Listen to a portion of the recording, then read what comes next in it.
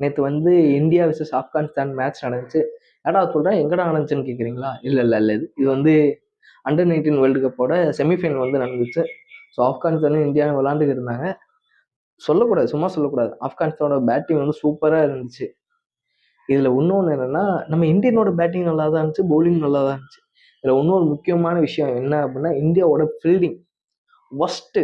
இந்தியாவோட ஃபீல்டிங் வந்து ஒஸ்ட்டாக இருந்துச்சு. கிட்டத்தட்ட 4-5 ரன் அவுட்டை மிஸ் பண்ணியிருக்காங்க. எப்படி கையில் வந்த ரன் அவுட்டை மிஸ் பண்ணிக்கலாம். ஸோ அந்த அளவுக்கு இந்தியனோட அண்டர்-19 வேர்ல்டு கப் டீம் வந்து இருக்கு. ஸோ இப்படியே போயிருந்தா கப்படிக்க கஷ்டம்தான். மேபி வெயிட் பண்ணி பார்ப்போம். இது போக இன்னொரு விஷயம் ஒன்று இருக்கு. ஸோ நம்ம சஞ்சு சாம்சன் தான். நேற்று நடந்த இந்தியா vs சவுத் ஆப்பிரிக்கா மேட்ச்ல வந்து சஞ்சு சாம்சன் விளையாட வைக்கல. இஷான் கிஷன் தான் விளையாண்டாரு. ஸோ அவர் ஓப்பனிங் இறங்கி 50 ரன் அடிச்சிருக்காரு. ஸோ சஞ்சு சாம்சனோட நிலைமை என்னன்னு தெரில. விக்கெட் கீப்பிங் நேற்று வந்து இஷான் கிஷன் தான் பண்ணாரு.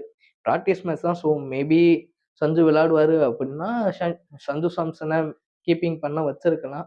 ஸோ பண்ண வைக்கல. அவர் சும்மா ஃபீல்டிங் தான் பண்ணிக்கிட்டு இருந்தாரு. அப்போ T20 வேர்ல்டு கப்பில் ஓப்பனிங் வந்து இஷான் கிஷன் தான் இறங்குவார். விக்கெட் கீப்பர் சஞ்சு சாம்சன் தான் இருப்பாங்க. ஸோ எனக்கு தெரிஞ்சு நேற்று விளாண்டது தான் T20 வேர்ல்டு கப்போட ஃபைனல் ஸ்குவாடாக இருக்கும்னு நினைக்கிறேன். நம்ம சஞ்சுக்கு வந்து வாய்ப்பு கிடைக்க கஷ்டம்தான். ஏன்னா நிறையா வாய்ப்பு கொடுத்து அவர் வேஸ்ட் பண்ணிட்டாரு.